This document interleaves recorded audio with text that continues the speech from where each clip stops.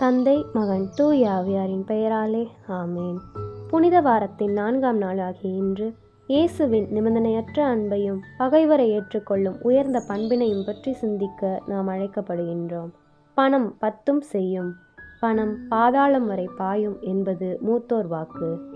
செல்வம் கடவுளுக்கும் மனிதனுக்கும் இடையே உள்ள உறவை சிதறடித்து விடுகின்றது.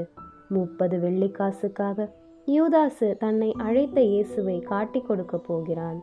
அதனை நன்கு அறிந்த இயேசு அவரை வெறுக்காமல் தனது அன்பை இறுதி வரை வெளிப்படுத்தினார். நம்முடைய வாழ்விலும் சில சமயங்களில் நம்மை சந்திக்கும் மனிதர்களும் தனது தவறான எண்ணங்களால் நம் உடனிருந்தே நம்மை வீழ்த்துவார்கள்.